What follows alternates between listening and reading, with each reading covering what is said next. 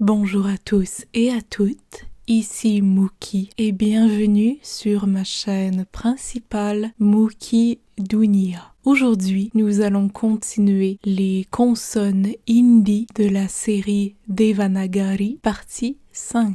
Aujourd'hui, nous allons voir les consonnes labiales. Premièrement, comme les consonnes dentales, les consonnes labiales de l'hindi sont proches ou identiques aux consonnes labiales du français. Donc les consonnes labiales sont prononcées avec les lèvres, d'où le nom labial. C'est le son produit quand vous collez vos lèvres ensemble et expulsez l'air, comme ba, pa, ma. Quand vous faites des exercices de voix et que vous faites du humming, vos lèvres sont collées ensemble, mais quand vous voulez créer un son comme ma, me, mi, vos lèvres sont collées, puis libérées, expulsées par la syllabe. Donc les consonnes labiales de l'hindi sont au nombre de 5. Pa, pa, ba, bra et ma. Commençons par le premier groupe, pa et pa. Pa ressemble à notre P. Je trouve que c'est très logique que cette lettre s'appelle pa parce qu'on dirait notre P mais pivoté ou cassé. Ou si vous préférez, ça ressemble à une poche. Donc pa, poche. Truc mémotechnique pour vous souvenir de l'alphabet Devanagari et c'est exactement comme notre P. Aucun mystère là-dedans. Ensuite, pa ressemble à ka dans le sens où il y a un petit crochet. Donc c'est exactement comme notre pa avec le crochet du ka. Pa. Et ça se prononce comme un P expiré, comme nous avons vu avec toutes nos consonnes avec des H aspirées. Pa. Voici des exemples de mots. L'un de mes mots préférés, pavan. Pavan, qui veut dire vent, qui est l'un des mots pour vent. Ensuite, nous avons pol. Pol, qui veut dire fruit. Et enfin, per. Per, qui signifie jambe ou pied, ça dépend de la traduction, ça dépend du contexte.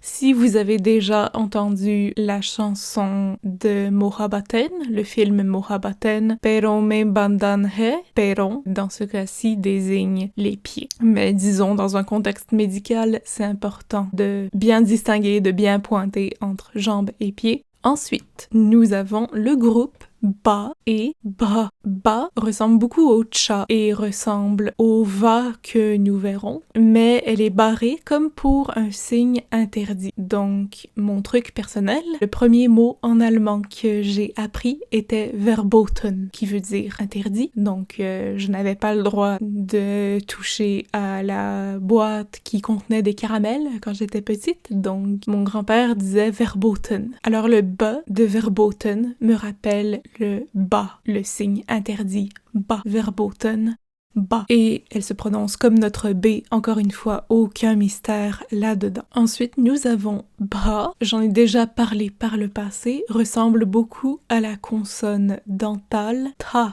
Ba est plus droit, moins stylisé, moins courbé que ta. Donc, vous pouvez vous dire que c'est un 4 ouvert, ou un 2, ou un L ouvert, attaché à un poteau. Et elle se prononce comme notre B expiré, donc encore une fois avec un H aspiré. Ba, ba, b, ha, ba. Voici des exemples de mots. Un mot que nous connaissons déjà, que nous avons déjà vu, badal. Badal. Badal, qui signifie nuage. Bhang. Bhang, qui signifie cannabis. Les premières paroles de Balam Pichkari contiennent le mot bhang. En fait, le cannabis est consommé de manière un peu différente En Inde, quand vous célébrez Holi, vous allez avoir un verre de lait dans lequel vous allez mettre une boule de cannabis, de bhang, et vous allez la consommer pour vous intoxiquer. C'était une chose à laquelle je devais faire attention quand je célébrais Holi en Inde en mars dernier, en mars 2023, parce que plus la journée, les célébrations avançaient, plus les gens étaient intoxiqués à l'alcool, oui, mais aussi probablement au bhang.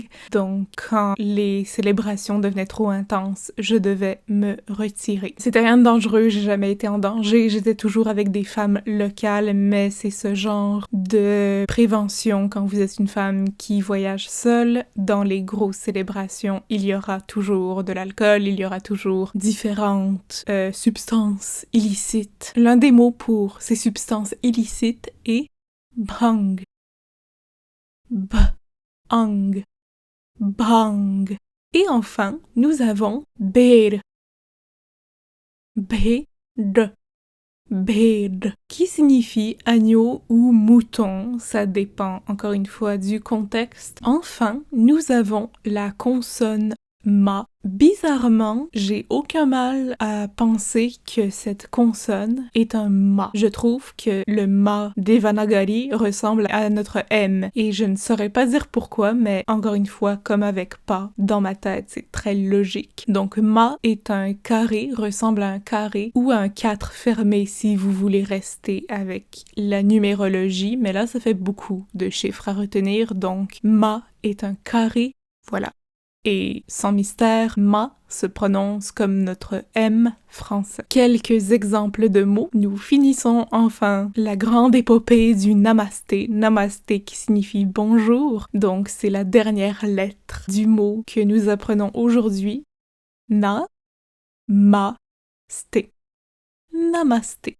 Ensuite, nous avons kalam, ka-lam, qui signifie stylo ou plume, une plume avec laquelle on écrit. Et l'un de mes mots préférés de l'hindi, je ne sais pas pourquoi, j'en aime beaucoup la sonorité, namak. Namak, qui signifie sel. C'est un mot tellement simple, mais qui a tellement de couleurs. Il y a tellement de couleurs dans ce mot-là, tellement une belle sonorité. Namak, pour dire sel.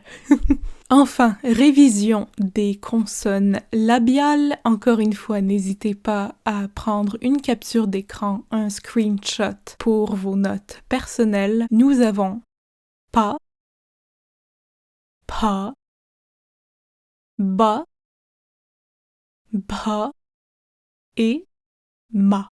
Et voilà, c'est tout pour cette leçon de hindi. Si vous avez des questions, des commentaires, n'hésitez pas à me laisser un commentaire sous la vidéo ou encore à m'écrire à mookie.info@gmail.com. Vous pouvez me rejoindre sur Facebook, sur Instagram, sur TikTok, même si j'y vais une fois aux 3 mois. Vous pouvez consulter mon site internet et n'oubliez pas que j'ai aussi écrit un livre, Jyoti, qui est sorti en mars dernier. Donc tous ces magnifiques liens se retrouvent sous la description ou directement sur ma chaîne YouTube. Sur ce, je m'appelle Mookie et Namasté.